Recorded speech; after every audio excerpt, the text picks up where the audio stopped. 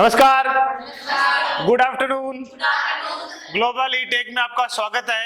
आज हम एक नई क्लास शुरू कर रहे हैं, चौहानों का इतिहास। हाँ या ना? चलो, ये इतिहास पढ़ने से पहले मैं आपको एक चौहान वृक्ष बता रहा हूं। चौहानों का पेड़ कहते हैं इसे, ठीक है? चौहान वृक्ष बता रहा हूं। जैसे एक चौहान है अजमेर के चौहान। कहां के चौहान? अजमेर के चौहान, ठीक है।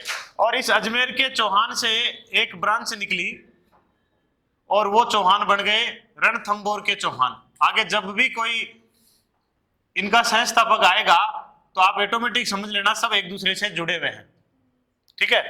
एक ब्रांच निकली और वो कहां पहुंची? रणथंभौर सवाई माधोपुर पहुंची। और पृथ्वीराज चौहान इसका अंतिम शासक है। उसका बेटा था गोविंदराज, जो रणथंभौर में चौहान वंश की नींव रखता है। हाँ या ना? चलो, इसी अजमेर वाली शाखा से एक राजा आएगा, मैं पढ़ाऊंगा आपको, वाकपति राज। क्या नाम है? उसी का एक बेटा होगा और वो इस शाखा को लेके जाएगा नाडोल। नाडोल पाली में है। तो दो ब्रांच निकली, एक पाली पहुंची, एक रणथंभौर सवाई माधोपुर पहुंची। हाँ या ना? चलो, फिर इसी परंपरा से आगे बढ़े तो यहां से आपको दो परंपराएं निकलेगी, जालोर व सिवाना। यहां आपको चौहान मिलेंगे, इसी परंपरा से निकले हैं। कहां के चौहान? जालोर और सिवाना के चौहान मिलेंगे आपको। ओके, इसी परंपरा से नाडोल वाली शाखा से ही आपको एक चौहान मिलेंगे जो पहुंच जाएंगे सिरोही के देवड़ा चौहान। कहां के चौहान? सिरोही के देवड़ा चौहान। हाँ या ना? इसी परंपरा से आगे बढ़ेंगे और सबसे पहले चौहान पहुंचेंगे, वो जगह होगी बूंदी के चौहान, जहां पे हाड़ा होंगे हालांकि, लेकिन बूंदी के चौहान कहलाएंगे वो। बूंदी के चौहानों से अलग हो जाएगा, माधो सिंह नाम का एक राजा आएगा और वो पहुंचा देगा कि कोटा के चौहान। कहां के चौहान? कोटा के चौहान। कोटा वालों से अंग्रेजों के समय एक ब्रांच बनेगी, झाला जालिम सिंह का राज बढ़ जाएगा जब, तो झालावाड़ के चौहान। कहां के चौहान? झालावाड़ के चौहान। ये तीनों, ये जो इधर वाले चौहान है ना, ये एक विशेष बेल्ट में आते हैं, इसलिए इन्हें हाड़ौती के चौहान कहते हैं। हाड़ौती के चौहान। कोटा बूंदी झालावाड़ का इलाका जो होता है वो हाड़ौती कहलाता है, इसलिए इन्हें हाड़ौती के चौहान कहलाते हैं। इस तरह से पूरे राजस्थान के अंदर आपको चौहानों की ये परंपराएं मिलेंगी। चौहानों के इतने वंश मिलेंगे, पाली में मिलेंगे, रणथंभौर में मिलेंगे, जालौर के चौहान मिलेंगे, सिवाना मिलेंगे, सिरोही के देवड़ा चौहान मिलेंगे, इधर ये हाड़ा चौहान मिलेंगे। हाँ या ना? उतारो तो उतार लो इसको।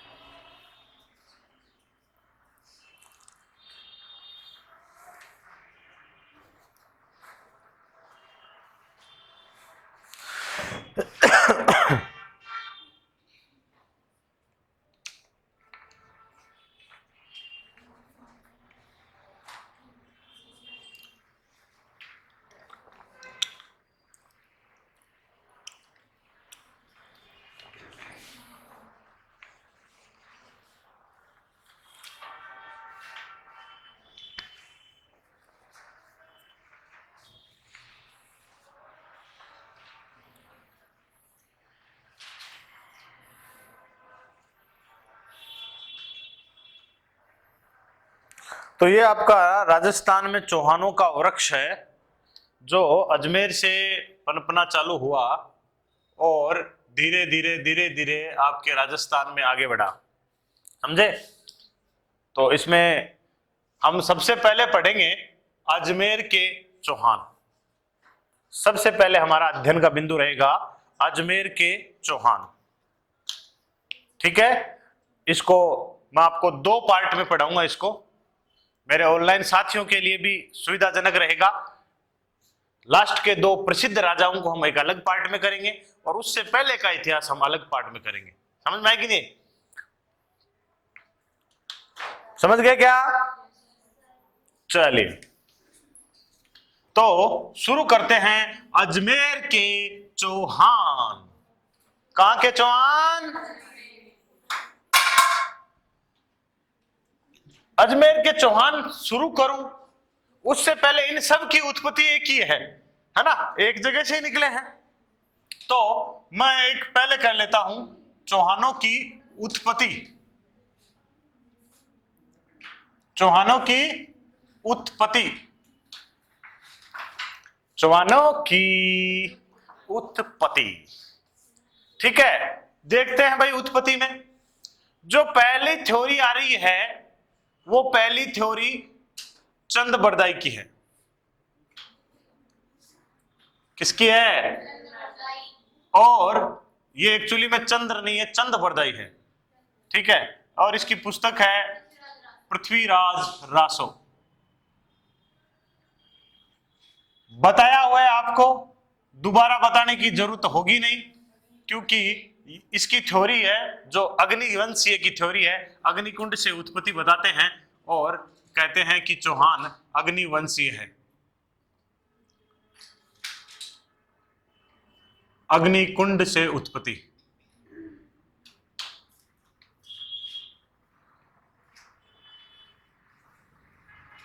देखो, जो कि एक थोड़ी सी आज के वैज्ञानिक युग में पचती नहीं है ये थ्योरी, है ना। साइंटिफिक रीजन गलत, साइंटिफिक तरीके से देखा जाए तो ये ठीक नहीं लग रहा। तो हमारी जो हिस्ट्री लिखी गई है ना, इसमें ज्यादातर सांकेतिक बातें ज्यादा हुई है। देखो, आग की बात की है इन्होंने यहाँ पे, तो आग एक तरह से संकेत है, खतरे का संकेत है, हाँ या ना, एक सूचना है। कहीं पे भी दूर भी आग लग रही है तो हमें क्या पता चलता है? वहां कुछ न कुछ गड़बड़ है ना। तो बीच में हम पहले मारकाट ज्यादा हुई मौर्य काल में, तो बौद्ध धर्म आया। बौद्ध धर्म ने समझाया क्यों लड़ते हो भाई, जो शांति में जो मजा है वो युद्ध में कहाँ मजा है। तो भगवान बुद्ध आए, उन्होंने ज्ञान दिया, तो युद्ध रुक गए एक बार, हाँ या ना। अब युद्ध रुक गए तो संभवतः ये हो सकता है कि युद्ध रुक गए, लेकिन किसी ने इनको बताया इधर से कोई आने की संभावनाएं खत्म है, इधर से आने की संभावनाएं खत्म है, इधर पानी है खत्म है, इधर पानी है खत्म है। तो इधर से आक्रमण हो रहे थे बार बार, हाँ या ना, इधर से बार बार आक्रमण हो रहे थे। तो इनको बताया कि तुम क्षत्रिय हो भाई और तुम्हारा काम रक्षा करना है। तो संभवतः हो सकता है कि उस समय किन्हीं 4 व्यक्तियों को चुना गया, किन्हीं 4 महापुरुषों को, बलशाली शरीर में ठीक ठाक जिम जाम जाता बन चुना गया, और उनको फिर अग्नि परीक्षा दिलाई गई। उनको बताया गया कि पहले तुम क्षत्रिय थे, तुम्हारे पूर्वजों ने रक्षा की इस देश की, अब तुम्हारी बारी है, तुम रक्षा करो, हाँ या ना। ऐसा किया, संभव हो सकता है, लेकिन अग्निकुंड से कोई पैदा नहीं होता है। समझ में आ रही है मेरी बात को? ये फाइनली ये हो सकता है। तो वापस वही बात है, पिंटू और चिंटू, प्रतिहार, परमार, चालुक्य और चौहान। ये क्रम ऐसा ही रखना रे, एक बार क्रम को लेकर क्वेश्चन पूछ लिया था, ठीक है ना। प्रतिहार, परमार, चालुक्य, चौहान, याद रखना इस बात को। तो कहा गया है कि संभवतः ऐसे 4 वीर पुरुष चुने गए थे और उनको बाद में शायद अग्नि परीक्षा दिलाई थी मुनि वशिष्ठ के द्वारा अबू पर्वत के ऊपर, और उन्हें रक्षा का दायित्व सौंपा गया, और वो वीर पुरुष ये कहलाए। समझ में आई कि नहीं? ये बात थोड़ी सी जचती प्रतीत हो रही है। चलो दूसरा बात, एक ग्रंथ है पृथ्वीराज विजय, एक किताब है। अच्छा, मैं राइटर भी साथ साथ में लिख रहा हूं, अगर आप लोगों को पता है तो बता दो। जैनक भट्ट है इसका, साथ में राइटर भी आ रहे हैं। यह ग्रंथ है हमीर रासो, हमीर रासो नाम इसका रचयिता है सारंगधर। एक ग्रंथ है जिसका नाम है हमीर महाकाव्य, हमीर महाकाव्य, इसका रचयिता है नयन चंद्र सूरी, ठीक है। ये और साथ में एक व्यक्ति को भी जोड़ लो आप, नाम है गौरी शंकर ओझा। गौरी शंकर ओझा, ये सब के सब है ना एक ही थ्योरी बोलते हैं। हालांकि ओझा जी का नाम आते ही आपके दिमाग में आ जाना चाहिए वैसे ही, क्या सूर्यवंशी हैं। क्या है ये सब के सब सूर्यवंशी हैं। समझ में आई कि नहीं? तो पृथ्वीराज विजय, हमीर रासो, हमीर महाकाव्य, गौरीशंकर ओझा, ये सब के सब बोलते हैं कि चौहान सूर्यवंशी हैं। दो थ्योरी आपके सामने आई है।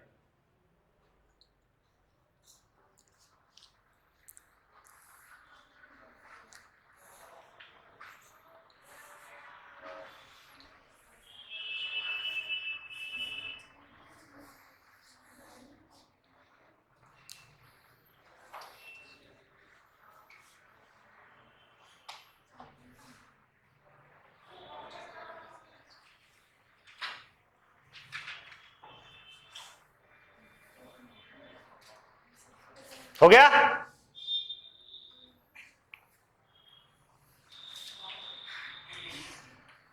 चलिए आगे फिर।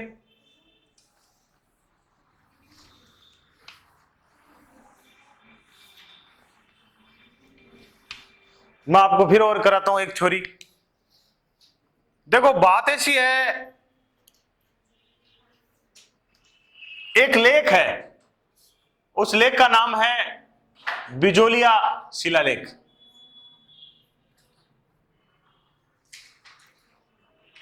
बहुत इंपॉर्टेंट थ्योरी है ये, पटवार में 2-3 बार क्वेश्चन आ गया इसको लेकर।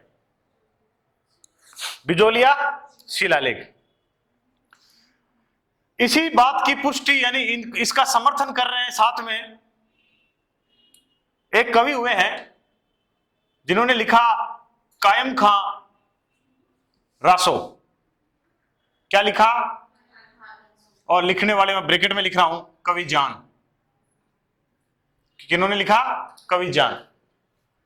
इसी का समर्थन कर रहे हैं, इसमें जो बात बोली है ना उसी बात का समर्थन कर रहे हैं। नाम है डॉक्टर दशरथ शर्मा। डॉक्टर दशरथ शर्मा, पुस्तक का नाम है द चौहान अर्ली डायनेस्टी। हाँ या ना? ये सबके सब एक बात बोलते सेम। क्या बोलते हैं? कि भाई ए चौहान है ना, वत्स गोत्र ब्राह्मण है। क्या ब्राह्मण तो है ही है, साथ में ये साथ में क्या बता रहे हैं? गोत्र और बता रहे हैं। ब्राह्मणों में गोत्र चलते हैं, कश्यप गोत्र, वत्स गोत्र, ठीक है ना।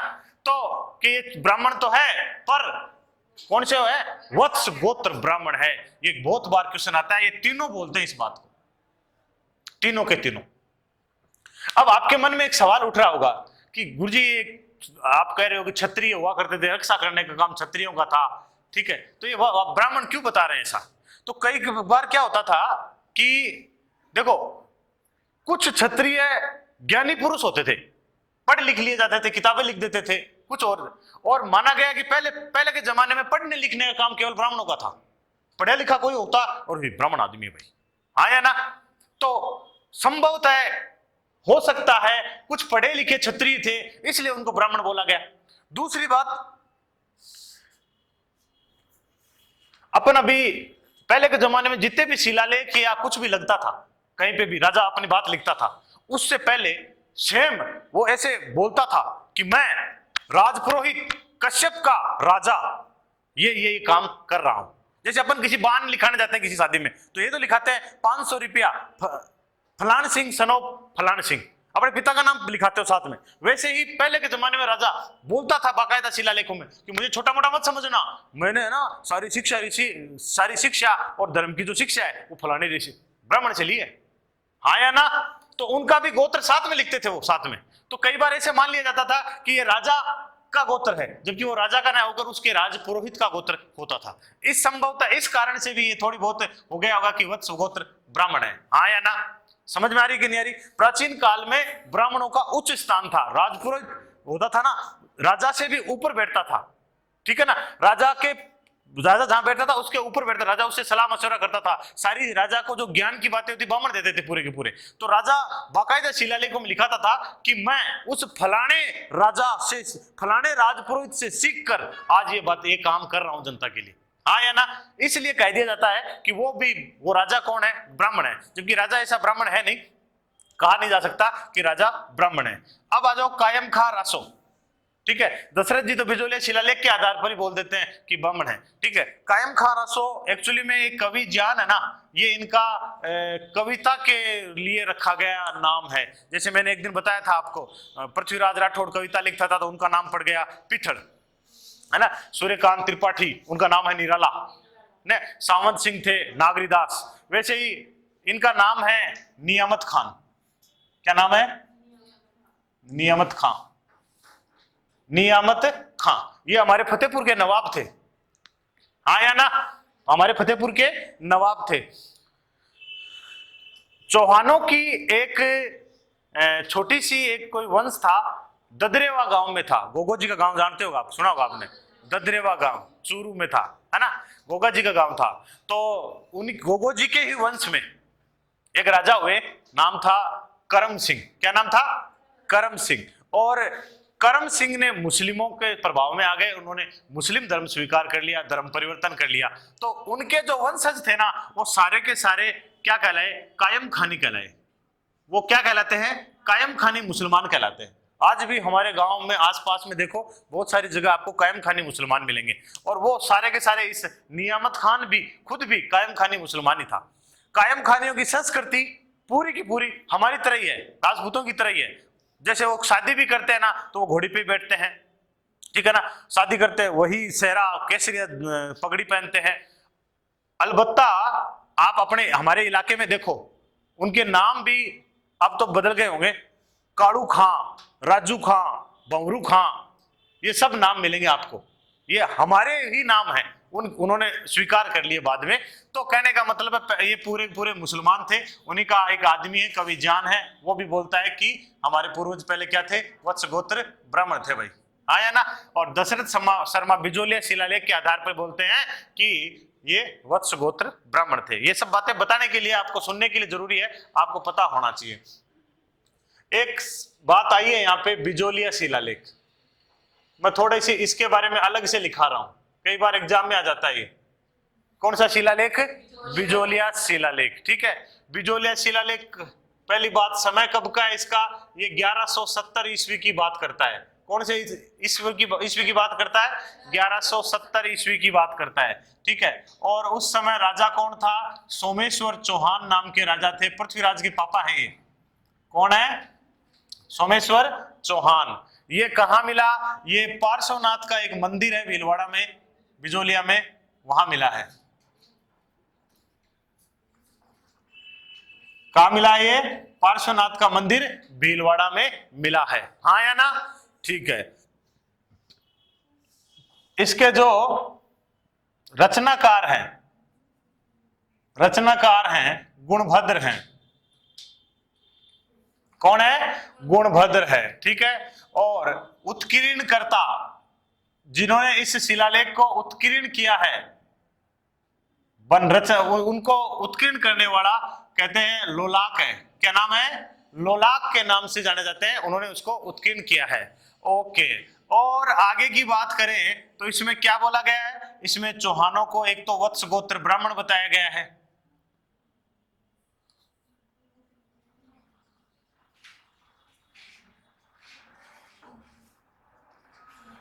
ठीक है। और क्या बोला है इसमें बोला है कि वासुदेव चौहान ने सांबर झील का निर्माण करवाया है। किसका निर्माण करवाया है? इसमें यह बात भी बोली है। इसमें और क्या है? राजपूताना के प्राचीन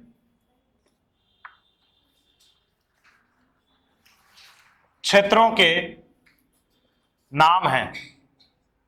जैसे कैसे नाम दिए? जैसे उदाहरण के लिए मैं आपको एक दो उदाहरण लिख देता हूं। जांगल प्रदेश, उसने ऐसा लिखा और बाद में बाकायदा ब्रैकेट में लिखा है बीकानेर क्षेत्र। हाँ या ना, ठीक है ना। उसने लिखा श्रीमाल, ठीक है, बाकायदा ब्रैकेट में लिखा है बीनमाल है। समझ में आ रही कि नहीं आ रही? ऐसे हमारे पूरे राजस्थान के क्षेत्रों का नाम, जैसे यहां पे लिखा इसने अनंत प्रदेश, क्या लिखा? अनंत प्रदेश, ब्रैकेट में लिखा है सिक्कर क्षेत्र, हाँ या ना। सिक्कर देश करके सांबर क्या क्षेत्र है जो बीच का, वो कहलाता है अनंत प्रदेश। ऐसे इस शिलालेख में आपको बहुत सारे ऐसे नाम लिखे हुए हैं जिनके आगे बताया गया है कि राजस्थान के इन प्राचीन क्षेत्रों के नाम ये हुआ करते थे और वर्तमान में ये है। उतारिए, ये बहुत अच्छी थ्योरी है, एग्जाम में आई हुई है, पटवार में आई हुई है एक बार, कि किस शिलालेख के अनुसार चौहानों को वत्स गोत्र ब्राह्मण बताया गया है?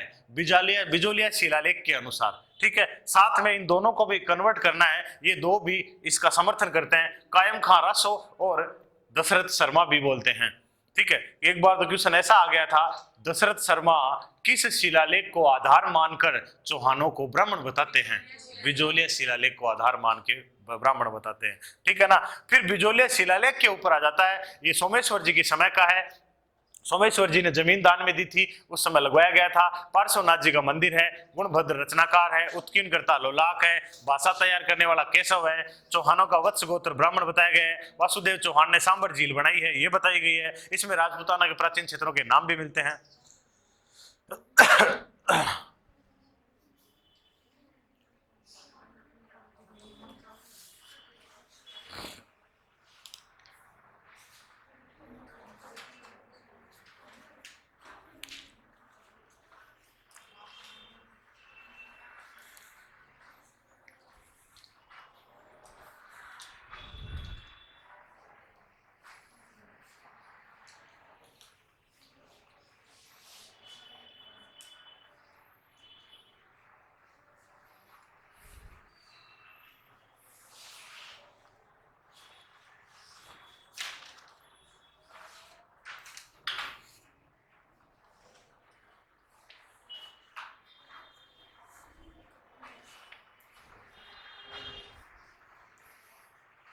हो गया?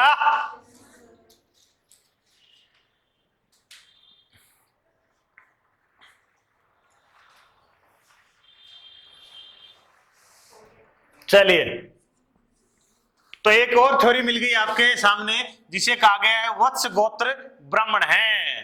कौन? चौहान। अब देखो, कर्नल टोड, नाम क्या है? कर्नल जेम्स टोड साहब, और एक इनका साथ देने वाले हैं क्रुक, क्या नाम है जी? क्रुक, इनका साथ देने वाले क्रुक हैं। ये थ्योरी तो वैसे तो आपको इतना याद रखना है, विदेशियों की संतान है। किसकी? विदेशियों की संतान। कौन बोलता है? टोड बोलता है। और अगर विदेशियों में भी बोले तो ये नाम है, याद रखना, शक और सिथियन। हाँ, बात तो थ्योरी तो एक ही रहेगी ना सबकी, है ना। उन्होंने बाकायदा पूरे क्षत्रियों को ही बोल दिया कि ये विदेशी है। अंग्रेज था, अंग्रेजों के समय की बात है।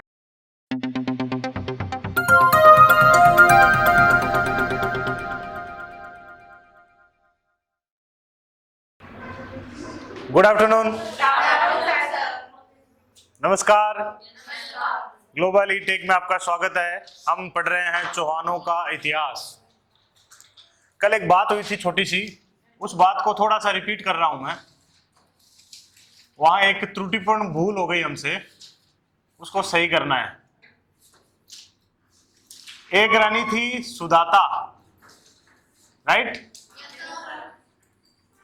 एक रानी थी कांचन देवी, राइट? कांचन देवी का पुत्र था,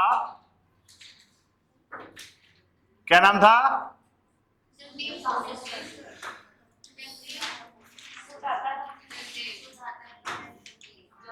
जगदेव। इनका पुत्र था सोमेश्वर। थोड़ा सा त्रुटि हुई, उसको सही करिए।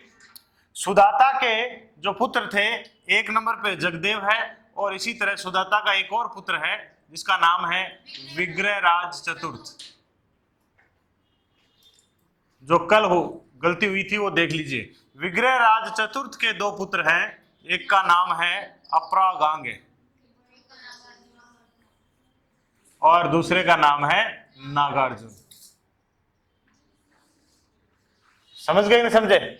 उसको इस तरीके से कर लीजिए।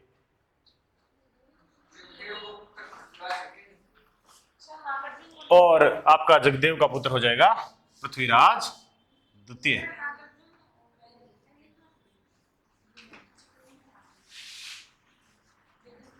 और सोमेश्वर जी के वही दो पुत्र हैं, उनमें कोई चेंजेस नहीं है।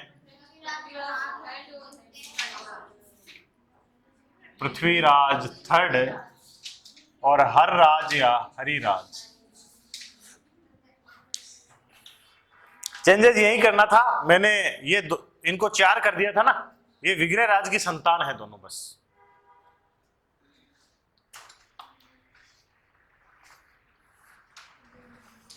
विग्रह राज की संतान है।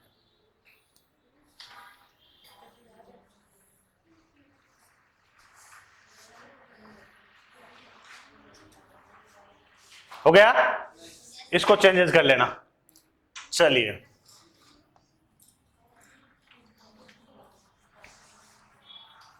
अब देखिए आगे। कल अर्णोराज तक पढ़ा, अर्णोराज की हत्या जगदेव ने कर दी। जगदेव कुछ समय के लिए शासक बना। जैसा कि आपको पता है, कुछ एक दो अपवादों को छोड़ दिया जाए तो जो कोई पुत्र हंता होता है या पितृ हंता होता है वो अधिक दिनों तक राजा नहीं बन सकता। विरोध होना लगता है, लाजमी है, जनता विरोध करती है, प्रजा विरोध करती है, ठीक है। तो उसके बाद जब राजा बनने वाला आदमी व्यक्ति है, उसका नाम है पृथ्वीराज द्वितीय। क्या नाम है? पृथ्वीराज द्वितीय। कुछ समय के लिए राजा बनते हैं ये भी। क्या नाम है? पृथ्वीराज द्वितीय। याद रखना इसको। पृथ्वीराज द्वितीय में आपको एक चीज याद रखनी है। आपको मैंने एक लिखा था हांसी का लेख। क्या लिखवाया था? हांसी हरियाणा में है। कहां पे है? हरियाणा। हांसी का लेख को स्थापित किया, इन्होंने स्थापित किया ऐसा। हांसी के लेख को लगवाने वाले यही हैं। और आपको बताया था इस लेख में चौहानों को चंद्रवंशी बताया है। क्या बताया है? चौहानों को चंद्रवंशी बताया गया है, ठीक है। इसी तरह इनका एक लेख और है, धूड़ का लेख।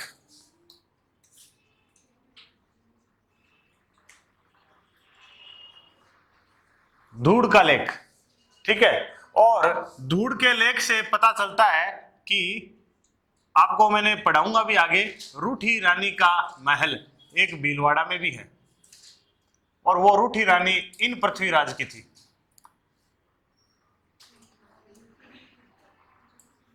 मैंने बताया था ना एक बार आपको, ठीक है ना। तो वो इस पृथ्वीराज की थी। धूड़ का लेख, छोटी सी जानकारी है पृथ्वीराज के बारे में, और कोई खास जानकारी नहीं है।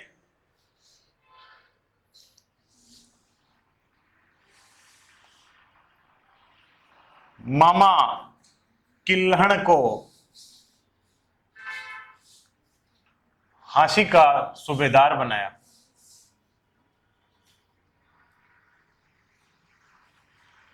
मामा जी थे इसके किल्हण, उनको इन्होंने हांसी में लेख भी लगवाया। और इस लेख से ही पता चलता है कि इन्होंने अपने मामा जो गुहिल वंश से संबंध रखते हैं, किल्लण गुहिल, उनको हांसी का सूबेदार बनाया।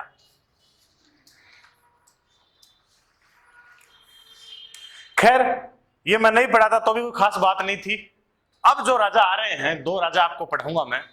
सबसे ज्यादा इंपॉर्टेंट है अजमेर के चौहानों में, अजय राज के बाद सबसे ज्यादा इंपॉर्टेंट है।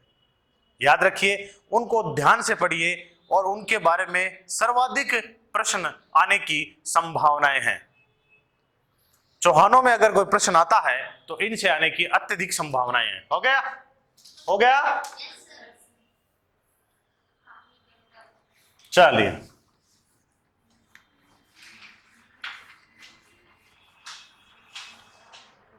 बात ऐसी है बच्चों, क्या है राजा का नाम है विग्रहराज चतुर्थ। विग्रहराज चतुर्थ।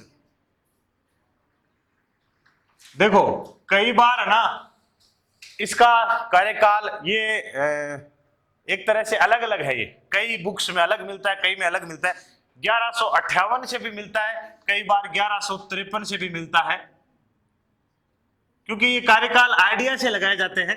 ऐसी कोई बुक नहीं है, ऐसी कोई किताब नहीं है जिसमें फिक्स हो, ठीक है ना। कोई शिलालेख से ऐसे आइडिया लगाया जाता है। कई बार 1158 से मिल जाता है, कई बार 1153 से मिल जाता है, हाँ या ना। विग्रहराज चतुर्थ। चलिए बहुत बढ़िया बात है। क्या क्या बातें इनके बारे में ध्यान रखनी है?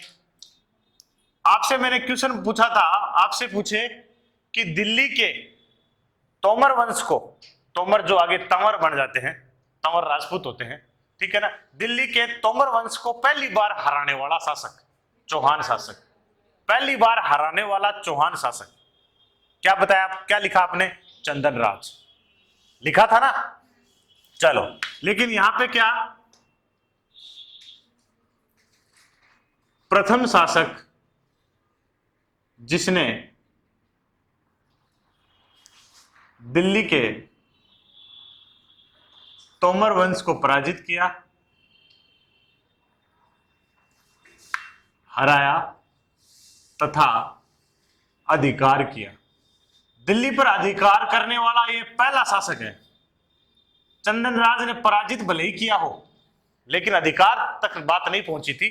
दिल्ली पर अधिकार करने वाला, दिल्ली पर क्वेश्चन आता है बहुत बार, एक चौहानों को वह शासक जिसने दिल्ली पर अधिकार कर लिया। विग्रहराज चतुर्थ, आजा, विग्रहराज चतुर्थ याद रखना, ये पहला शासक है।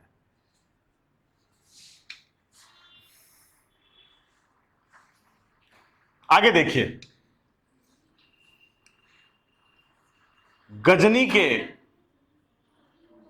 गजनी अफगानिस्तान में है। गजनी के यामनी वंश का एक शासक था खुसरो शाह। क्या नाम है? खुसरो शाह को पराजित किया।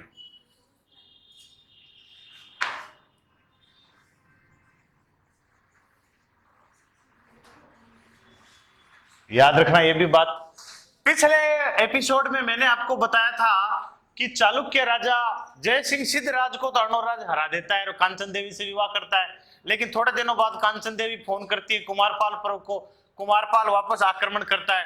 जब कुमारपाल जब आता है और जलना से विवाह करता है तो जाते वक्त वो बहुत सारे राजस्थान में बहुत सारी जगह जीत के चला जाता है, तो ये यहाँ पे बदला लेता है वापस।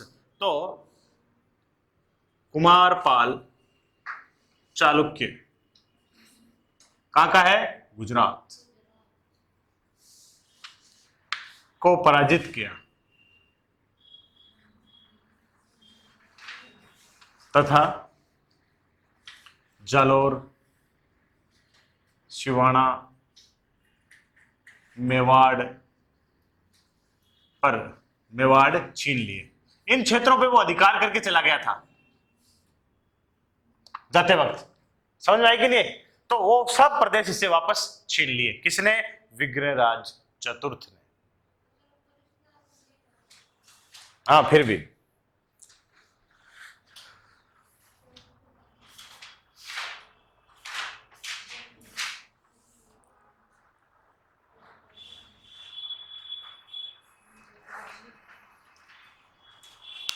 ये 3 लाइनें उतारो पहले, जो इसकी शुरू एक तरह से विजय को इंगित करती है कि इसने विदेशियों को नहीं घुसने दिया, तुर्कों को, खुसरो शाह को हरा दिया, खुसरो शाह से मुक्ति दिलाई।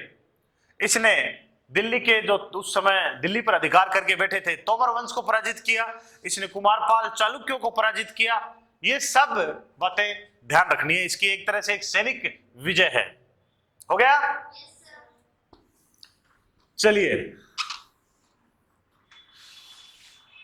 अब आपको ध्यान रखना है, हेडिंग डालनी है, या हेडिंग में शुरुआत ऐसे होती है, दिल्ली शिवालिक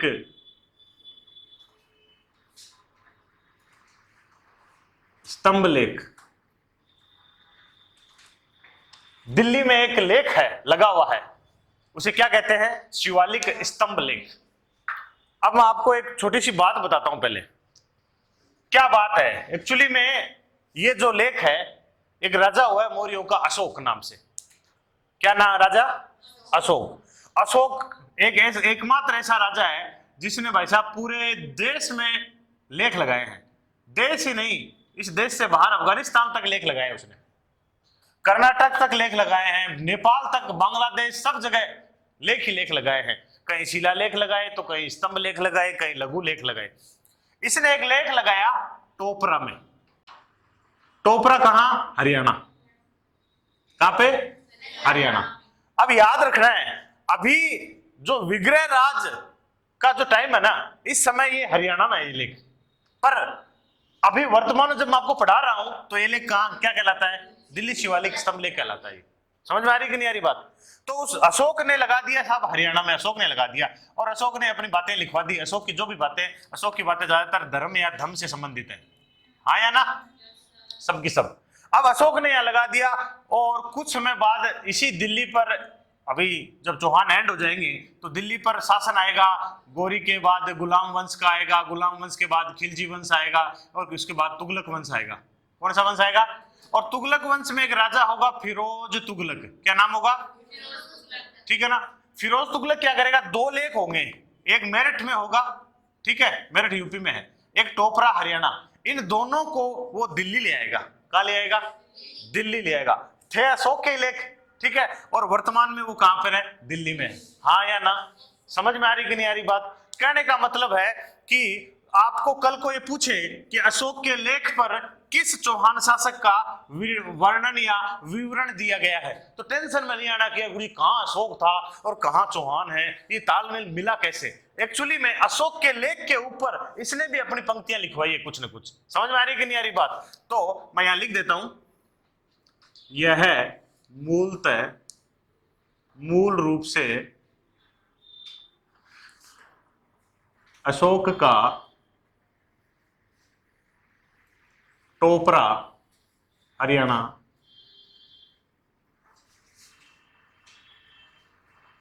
लेख है। ठीक है, ये बात तो ध्यान रखनी है। इस लेख की ओरिजिनल बात यह है कि अशोक का लेख है, इसको कहते हैं, इस लेख को हालांकि बहुत कम लोग जानते हैं कि विग्रह राज की भी बातें यहां पे लिखी हुई है, ठीक है ना। दिल्ली का शिवालिक लेख कहते हैं इसे। फिर यहां लिखा क्या है? यहां लिखा है विग्रहराज हिमालय से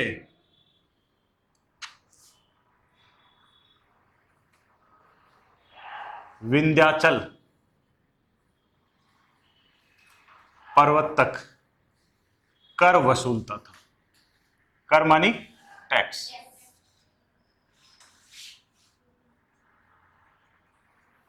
देखो मैप में देखो थोड़ा सा, आपका हिमालय मैंने आपको पढ़ाया है, ऊपर ही ऊपर है, ये हिमालय है। और आज जब अपनी ज्योग्राफी क्लास में पढ़ाऊंगा आपको, आज ही चलेगी अपनी विंध्याचल पर्वत श्रृंखला। ये है, कहता है कि यहां से लेकर यहां तक सब कुछ इसी का था, विग्रह राज का था। इन सब पे वो क्या करता था? टैक्स वसूल करता था। विंध्याचल पर्वत भारत को दो भागों में विभाजित करता है, उत्तर भारत, दक्षिण भारत, ठीक है ना। तो कहते हैं कि उत्तर भारत पर इसका ही राज था एक तरह से, हाँ या ना।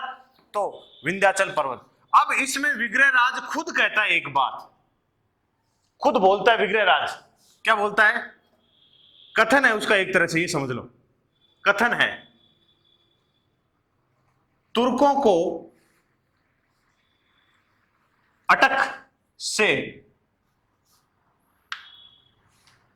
आगे नहीं बढ़ने दिया गया है।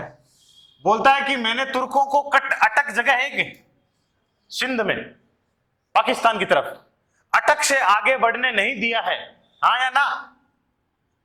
तथा मैं चाहता हूं मेरे वंशज भी ऐसा करें, कि मेरे आने वाले वंशज है ना, वो भी ध्यान दें, उसको आगे बढ़ने से रोकें। मैंने तुर्कों को अटक से आगे नहीं बढ़ने दिया। याद करो बाजीराव मस्तानी फिल्म का डायलॉग है, बाजीराव जो है वो एक डायलॉग मारता है कि मैं मराठों का झंडा कटक से अटक तक फहराना चाहता हूं। कटक यानी नीचे ही नीचे और अटक यानी ऊपर ही ऊपर। समझ में आई कि नहीं? कटक उड़ीसा में है भैया, समझ में आई कि नहीं? तो क्या मैं मराठों का झंडा कटक से अटक तक फैलाना चाहता हूं। अटक वही क्षेत्र है इधर, इससे आगे नहीं बढ़ने दो भाई इनको, इससे आगे मत बढ़ने दो। मैंने इनको रोके रखा है, बताया था ना खुसरो शाह को हराया, ठीक है ना? मैंने उनको रोके रखा है और मैं चाहता हूं कि मेरे वंशज भी ऐसा करें, इनको आगे ना बढ़ने दे। समझ में आई कि नहीं? ये बात आपके इस शिवालिक स्तंभ लेख में लिखी हुई है और शिवालिक स्तंभ लेख का संबंध विग्रह राज से है, याद रखना। और सबसे इंपॉर्टेंट बात है, कई बार बोल देते हैं कि ये अशोक से संबंध रखता कैसे है, ये अशोक का लेख है मूलतः। अशोक ने 3 प्रकार के लेख लगाए हैं, शिलालेख, स्तंभ लेख और गुहा लेख, गुफाओं में लेख, ठीक है ना? अब शिलालेख तो देखो ये आपकी शिला हो गई, समझ में आ गई नहीं? स्तंभ लेख एक गोल गोल खंबा सा हो गया, ऐसे खंबा गोल एकदम गोल, ठीक है ना? और गुफाओं में जो लेख होंगे वो क्या कहलाएंगे? गुफा लेख। अब ये इनकी कैटेगरी बटी हुई है। शिलालेख भी 2 प्रकार का है, लघु शिलालेख और वृहत शिलालेख। स्तंभ लेख भी 2 प्रकार का है, लघु स्तंभ लेख और वृहत स्तंभ लेख। समझ में आई कि नहीं? इस तरह से पूरे भारतवर्ष में उसने लेख लगाए थे अशोक ने। इस लेख को फिरोज तुगलक लेके आया, मैं आपको इंडियन हिस्ट्री में पढ़ाऊंगा इसको।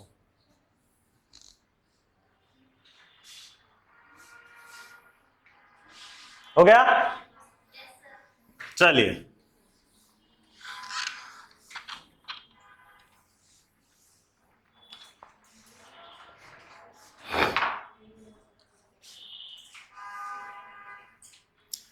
अब देखिए, इसको कुछ उपाधियां हैं।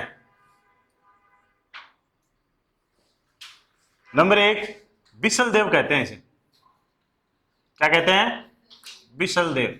कल को विग्रह राज चतुर्थ याद नहीं रहे तो इसको एक नाम और दे दिया गया है, बिसल देव, याद रखना।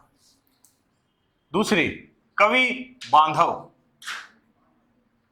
कवि बांधव। और कल को आपसे पूछे कि ये उपाधि दी किसने है, तो याद रखना जैनक भट्ट के द्वारा प्रदान है।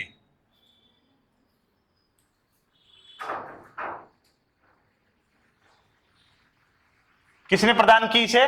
जैनक भट्ट एक खुद विद्वान है। कवि बांधव का मतलब होता है कवियों को बांधने वाला, यानी अपने आसपास कवियों को रखने वाला, विद्वानों को रखने वाला, अच्छे टैलेंटेड आदमियों को रखने वाला। और इसी तरह इससे मिली जुली है कटि बंधु, बात एक ही है, या कटि बांधव, बंधु की जगह बांधव, कटि बांधव, वही कटि विद्वानों को बांधने वाला। हाँ या ना? क्योंकि ये खुद एक विद्वान था इसलिए ये नाम दिया गया है इसको, ये सारी उपाधियां दी गई है इसको। चलिए बढ़िया बात है, उपाधि हो गई। इसकी खुद की रचना ध्यान रखना, एक रचना इसकी काफी फेमस है, नाम है हरि केली। एक ड्रामा लिखा है इसने, एक ड्रामा लिखा है इसने, हरि केली, ब्रैकेट में लिखना नाटक, हरि केली, ठीक है? और ये नाटक आपका शिव और अर्जुन पर आधारित है, शिव व अर्जुन पर आधारित।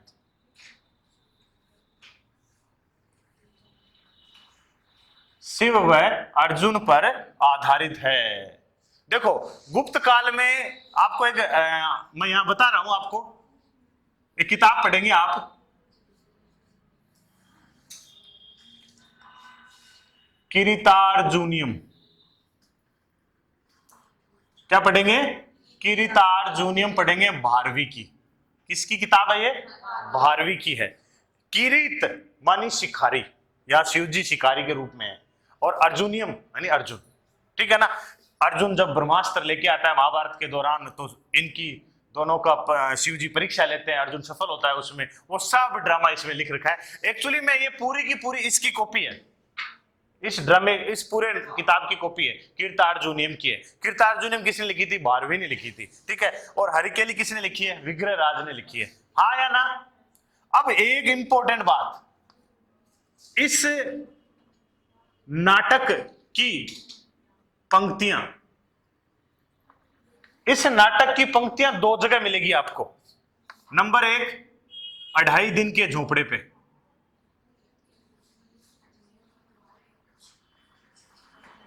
कहां पर है? अजमेर में है।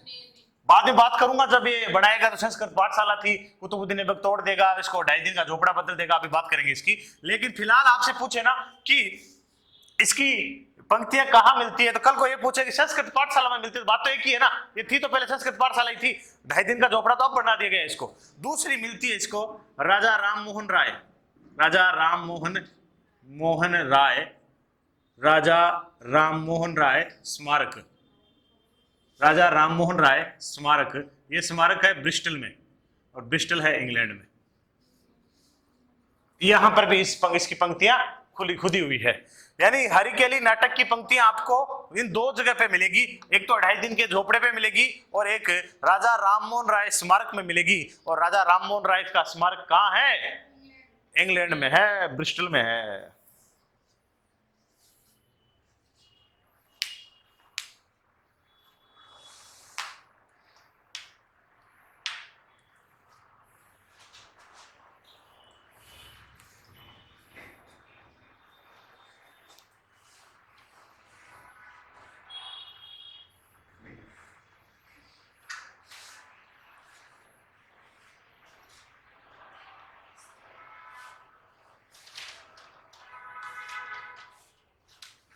हो गया?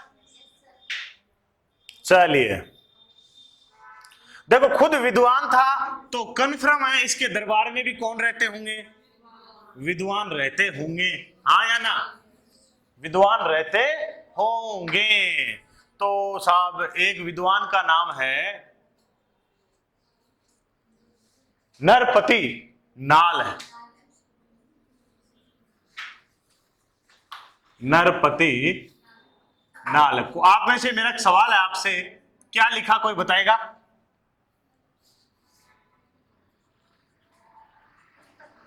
पुस्तक नरपति नाल क्या लिखा कोई बताएगा? बढ़िया बात है, बिसलदेव रासो, बिसलदेव रासो। क्या नाम, पुस्तक का क्या नाम है? बिसलदेव रासो। अब आपको यह ध्यान रखना है, क्या ध्यान रखना है कि ये जो पुस्तक है आपकी, ये जो पुस्तक है, इस पुस्तक के 4 भाग हैं।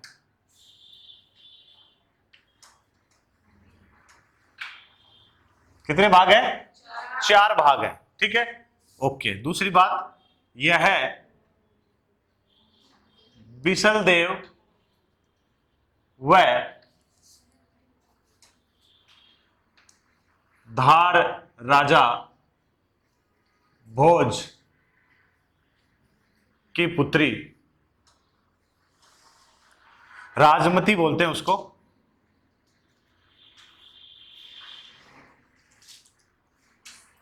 की प्रेम कहानी है। बिसलदेव और राजमती जो धार के राजा थे, उनकी बेटी थी, उनकी प्रेम कहानी है ये पुस्तक पूरी की पूरी। और प्रथम भाग में आपका बिसलदेव व राजमती का विवाह है।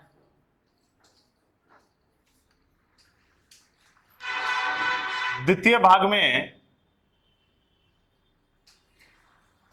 बिसलदेव उड़ीसा चला जाता है, बिछड़ना।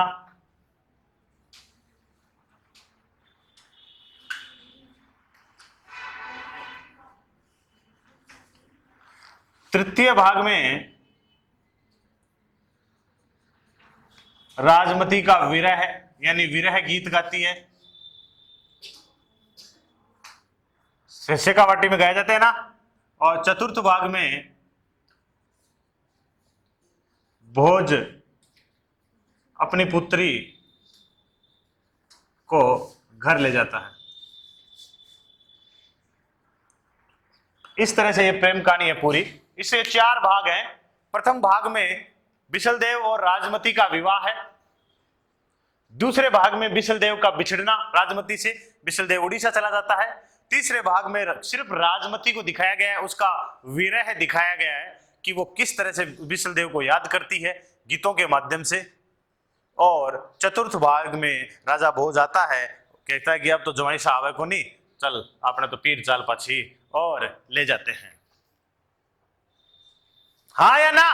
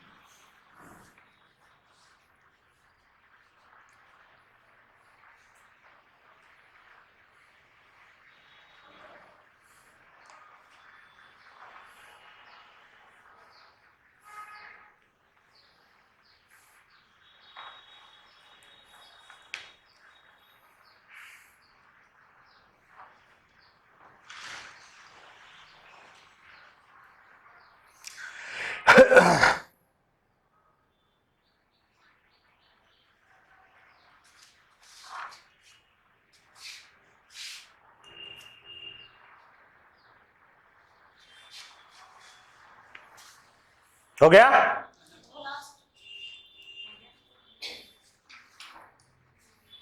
बहुत ही फेमस पुस्तक है, नरपति नाल लिखी है, बिशलदेव रासो। 4 भाग हैं इसके। और ये मुख्य रूप से इतनी बात याद रखनी है, बिशलदेव और धार राजा, धार मतलब मालवा का राजा है, धार, धार मालवा में है। कहां पर है? मालवा में है, ठीक है ना। तो धार राजा, धार नगरी है एक बहुत बढ़िया, ठीक है। तो वहां के राजा भोज की पुत्री राजमती और बिशलदेव के बीच में जो प्रेम है उसको दर्शाया गया है 4 भागों के अनुसार। चलिए, एक विद्वान ये हो गया। दूसरा है सोमदेव। दूसरा विद्वान है सोमदेव। सोमदेव, पुस्तक का नाम है ललित विग्रहराज।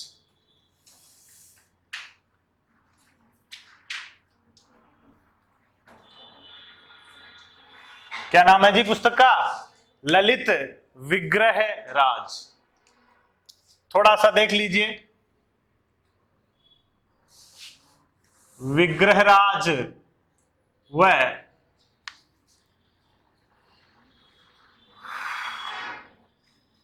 इंद्रपुरी की राजकुमारी देसल देवी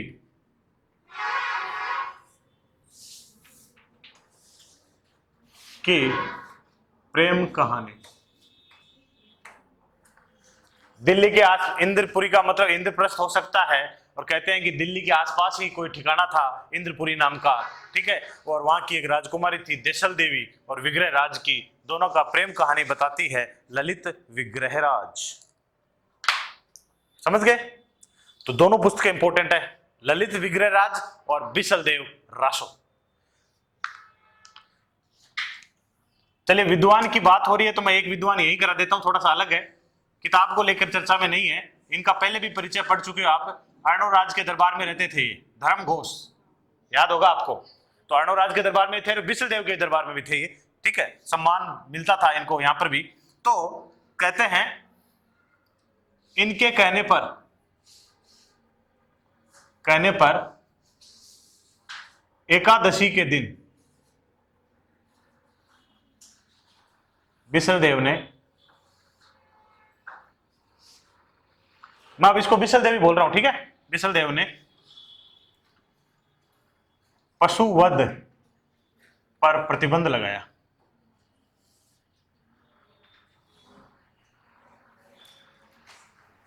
ठीक है, याद रखना। एक विद्वान हुए हैं जिनको मैंने अलग से लिख दिया इनको, ताकि आपको पहचानने में दिक्कत ना हो। धर्म घोष पुस्तक को लेकर आचार्य हैं, जैन आचार्य हैं, जैन धर्म से संबंध रखते हैं, ठीक है। इनके कहने पर एकादशी के दिन, 11 के दिन इन्होंने प्रतिबंध लगा दिया पशु वध पे।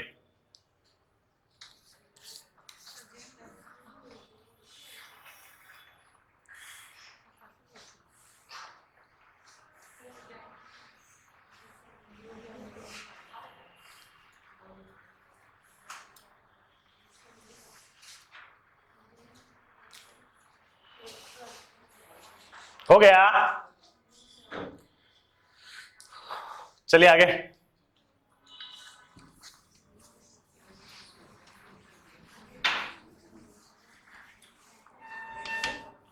अब देखो, ये इसके टैलेंटेड एक तरह से सांस्कृतिक अचीवमेंट है, साहित्य के क्षेत्र की अचीवमेंट है।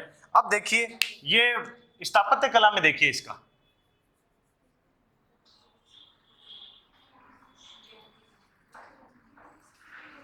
किस कौन सी कला में? स्थापत्य कला।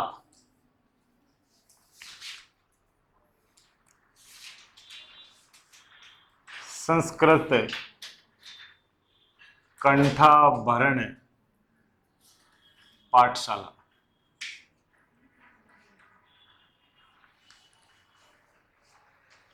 क्या बनाई? पाठशाला। याद रखना, कहां पे? अजमेर।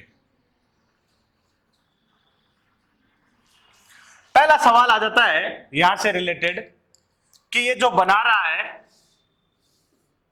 आदमी ने कहीं तो देखी होगी या कहीं तो सुनी होगी तभी बना रहा होगा, तो कहां सुनी? तो याद रखना, अभी अभी जिस राजा भोज की बात की अपन ने, वो राजा भोज ऐसी ही पाठशाला धार में बनाता है, हाँ या ना? तो देखिए, राजा भोज द्वारा निर्मित,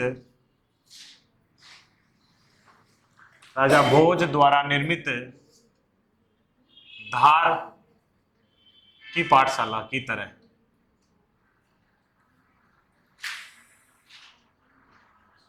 यानी इसका ससुर जी बनाते हैं, उसकी देखा देखी वो अपने यहां पे बनाता है। क्लियर? पहली बात। दूसरी बात, 1194 में कुतुबुद्दीन ऐबक ने इसे तोड़वाकर या इसे तोड़ दिया तथा 2.5 दिन का झोपड़ा बनाया। क्लियर हुई बात है? इसी पाठशाला का ही नाम है 2.5 दिन का झोपड़ा। अब मैं यहां पे एक हेडिंग डाल रहा हूं, 2.5 दिन का झोपड़ा। कई बार इससे क्वेश्चन आता है,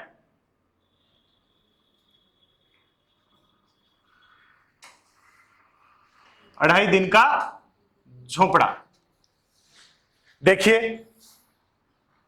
2.5 दिन के झोपड़े के बारे में बात कर लेते हैं। इसे 16 खंडों का महल भी कहते हैं। खंड बोल दो या खंबे बोल दो, महल भी कहते हैं।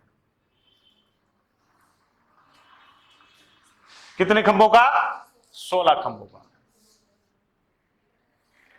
वास्तुकार अबू बकर। वास्तुकार कौन है? अबू बकर है, याद रखना। राजस्थान की प्रथम मस्जिद कहलाती है, राजस्थान की प्रथम मस्जिद कहलाती है। समझ में आई बात? आपसे पूछे राजस्थान की पहली मस्जिद है, 2.5 दिन का झोपड़ा। दूसरी बात,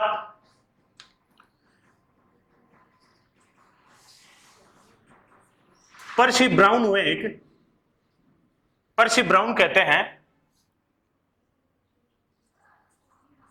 सूफी संत पंजाब शाह,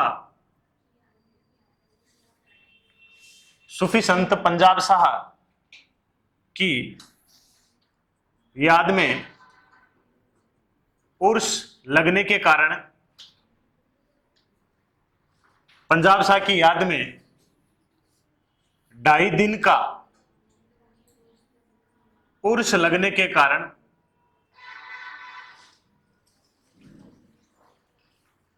इसे 2.5 दिन का झोपड़ा कहते हैं।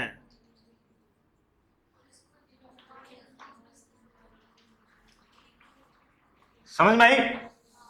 इसको 2.5 दिन का झोपड़ा क्यों कहते हैं?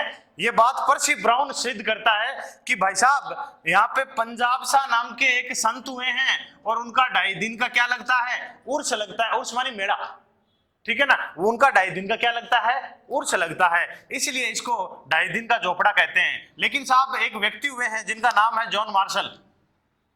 सिंधु सभ्यता में पढ़ोगे इनको आप, सिंधु सभ्यता के जनक हैं साहब, पिता हैं जॉन मार्शल। ये कहते हैं क्या? 2.5 दिन में निर्मित होने के कारण। इसका निर्माण कितने दिन में हुआ है? 2.5 दिन में निर्माण या निर्मित होने के कारण।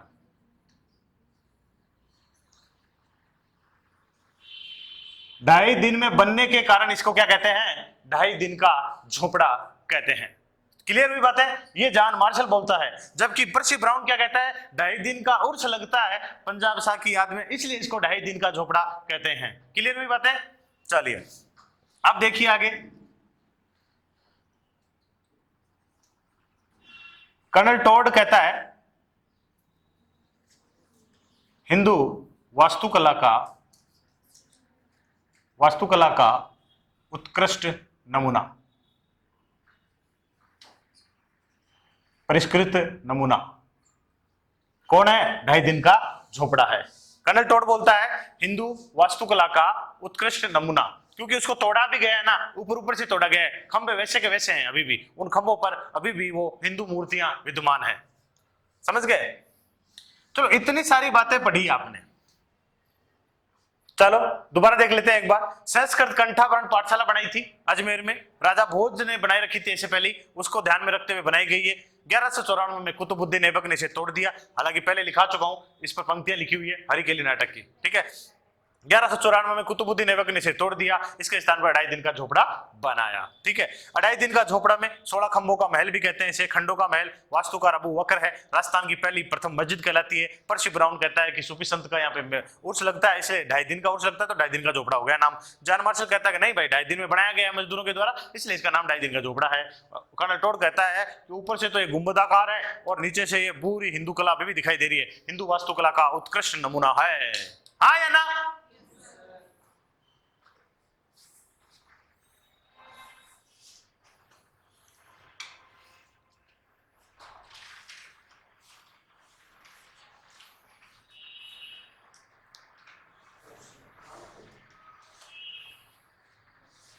पर्सी ब्राउन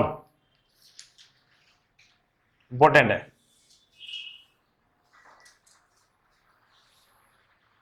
सोलह खंडों का महल इंपॉर्टेंट है। अबू बकर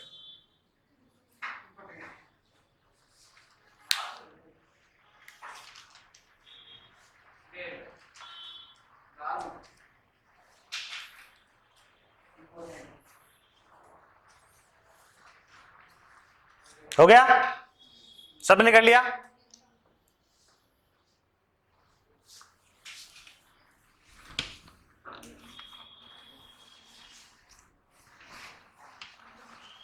अब आपसे पूछ ले, ऐसे सवाल आ गया एक, भारत की प्रथम मस्जिद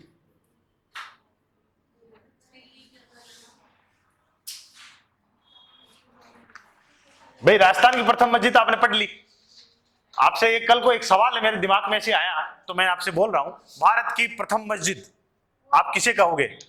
तो ध्यान रखना, प्रथम मस्जिद की बात हो रही है, ये 629 एडी में बन गई थी, ठीक है। और जगह का नाम है मेथला, केरल। इस जगह पे बनी हुई थी और उसका नाम है जुआ मस्जिद, जुया मस्जिद, सॉरी, जुया मस्जिद। समझ में आई कि नहीं बात? ये भारत की पहली मस्जिद है। ऐसे ही यहाँ पे ढाई नाम आया बार बार, आपसे पूछे ढाई सिटी की, ढाई सिटी, कई बार ये सिटी आ जाती है एग्जाम में, CD की मस्जिद, ढाई सिटी की मस्जिद या ढाई सिटी की मस्जिद, आपको ध्यान रखना है भोपाल। भोपाल कहां है? मध्य प्रदेश।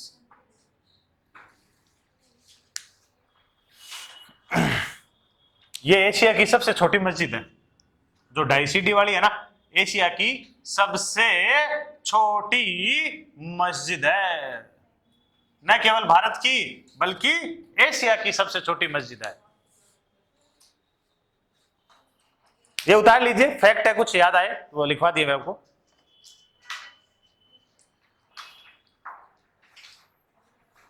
राजस्थान की प्रथम मस्जिद ढाई दिन का झोपड़ा। भारत की प्रथम मस्जिद जुया मस्जिद केरल में है। ढाई दिन का अगर झोपड़ा होता है तो ढाई दिन की सिटी, ढाई सिटी की मस्जिद भी होती है, ढाई सिटी की मस्जिद भी होती है, तो वो भोपाल में है। ये राजस्थान की नहीं, भारत की नहीं, एशिया की सबसे छोटी मस्जिद है।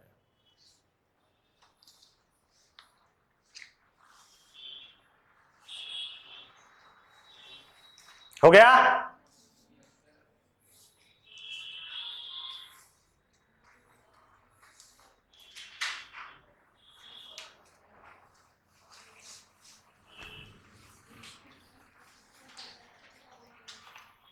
आगे देख लीजिए थोड़ी दो चार बातें और।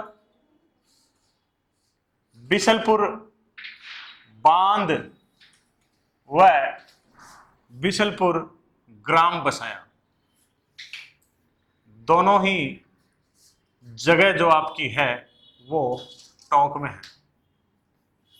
कहां पर है? टोंक में। बिशलपुर बांध भी बनाया है और बिशलपुर ग्राम भी बसाया है। किसने? बिशल देव ने। इतने सब काम करने के बाद एक विद्वान हुए हैं, नोट में लिखनी है ये बात, एक विद्वान हुए हैं, नाम है किलहॉर्न। क्या नाम है जी इनका? किलहॉर्न। किलहॉर्न कहते हैं,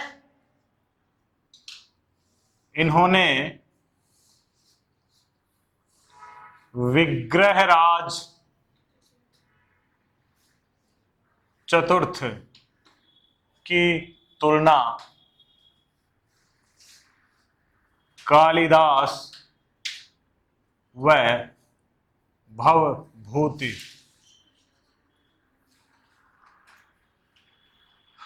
जैसे विद्वानों से की।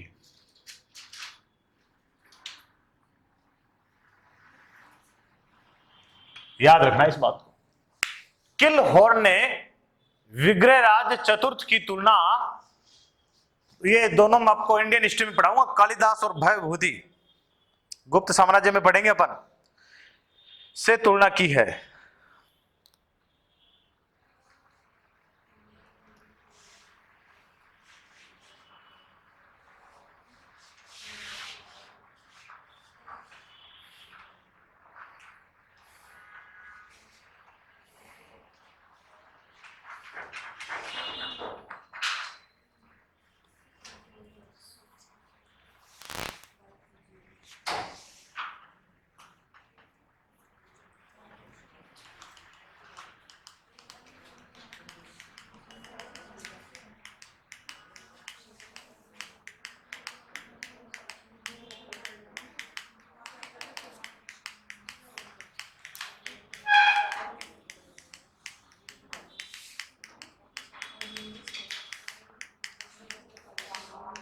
चलिए, विग्रहराज चतुर्थ कंप्लीट।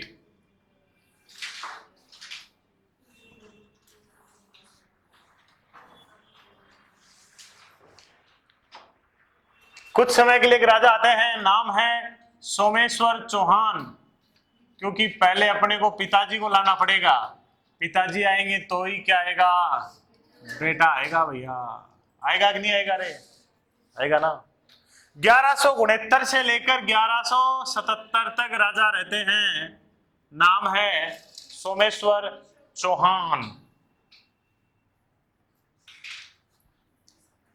इन्होंने विवाह किया, उस लेडीज का नाम है रानी कपूर देवी। ठीक है। अब देखो रानी जी के बारे में देखो दो वर्णन है। जो पृथ्वीराज रासो है वो तो कहती है, पृथ्वीराज रासो रासो तो कहती है साहब कि अनंगपाल तोमर की पुत्री है ये। अनंगपाल तोमर दिल्ली का राजा था और उनकी क्या है, ये पुत्री है। हाँ या ना? इनके पिता का नाम अनंगपाल तोमर है। लेकिन अन्य स्रोत हैं जो भी हमें बाकी की जानकारी बताते हैं। तो चेदी नरेश की पुत्री है। एक चेदी साम्राज्य हुआ करता था। आपने महाभारत में एक नाम सुना होगा, देखो मुझे याद नहीं आया अभी वो नाम। देखो जिसकी देखो 99 गलतियां माफ करता है श्री कृष्ण जी। क्या नाम था उसका? शिशुपाल। शिशुपाल चेदी का ही राजा था। ठीक है ना? कृष्ण जी ने अपनी बुआ जी को वचन दिया था कि मैं तब तक इसका वध नहीं करूंगा जब तक ये 100 गलतियां नहीं कर देगा, 99 गलतियां नहीं कर देगा। तो उसने 100 बार कृष्ण जी को गालियां निकाली कहते हैं, और फिर उसको चेतावनी भी दी कि अब रुक जा भाई, तू तेरा पाप का घड़ा भर गया है। लेकिन वो रुका नहीं, तो श्री कृष्ण जी ने वध कर दिया उसको। शिशुपाल वध नाम की एक पुस्तक भी है, कवि माघ ने लिखी है, शिशुपाल वध। तो चेदी नरेश की पुत्री बताई गई है कई किताबों में इनको, कपूर देवी को। समझ में आई कि नहीं? और पृथ्वीराज रासो कहती है कि अनंगपाल तोमर की पुत्री है। खैर जिसकी भी हो, अपने को कुछ नहीं करना। एक चीज लिखनी है, ज्यादा तो कुछ इन्होंने किया नहीं, ऐसा कुछ वर्णन मिलता नहीं है। अपने पिता, इनके पिता कौन है? सोमेश्वर जी के।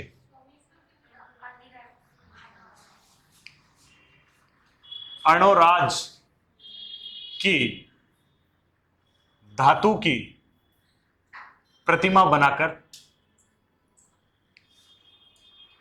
बनाकर एक नई मूर्ति कला का जन्म दिया, प्रोत्साहन दिया, यह काम किया। अगली बात एक और लिख सकते हो आप, इनकी हत्या चालुक्य शासक, चालुक्य कहां के थे? गुजरात। आपको कहीं जाने की जरूरत ही नहीं है। इनके साथ तो इनका मतलब मतभेद चलता ही रहता था, है ना? चालुक्य शासक है। इनका नाम आपको भीमदेव द्वितीय भी मिलेगा। ठीक है। और मैं आपको आगे एक नाम और लिखा देता हूं इनका, एक नाम और मिलता है इनका, मूलराज द्वितीय। क्या नाम मिलता है? मूलराज द्वितीय। तो कंफ्यूजन नहीं होना, क्योंकि कई बार आप यहां हत्या में तो इसको पढ़ते हो, और जब गौरी को हराने की एक लड़ाई करता है गौरी से ये, तो वहां पे आप उसको मूलराज पढ़ते हो, तो आप कंफ्यूजन में होते हो कि ये अलग अलग है कि एक ही है। दोनों एक ही है। ठीक है। मूलराज उपाधि है, क्योंकि मूलराज प्रथम हो चुका है एक बार, है ना, इसलिए मूलराज उपाधि है। तो गुजरात के शासक भीमदेव सेकंड को हराया, मूलराज को मूलराज ने कर दी। ठीक है। इनकी हत्या किसने की? चालुक्य शासक भीम सेकंड या मूलराज सेकंड ने की। मेरा एक सवाल है, पढ़ा चुका हूं, मूलराज प्रथम को किसने हराया था?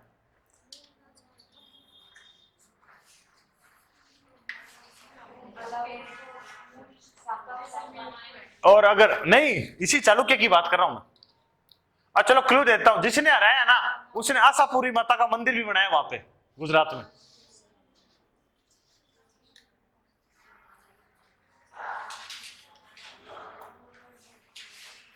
अरे विग्रह राज द्वितीय कल तो करवाया था।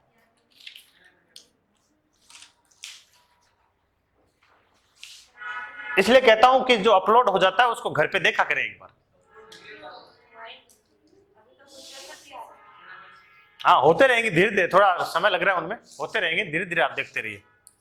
घर पे जाके देखो, वो वास्तव में कंटेंट होता है ना आपका, वो 30% से 40% होता है, 50% होता है। रिपीट में रिपीट देखोगे तब मजा आएगा।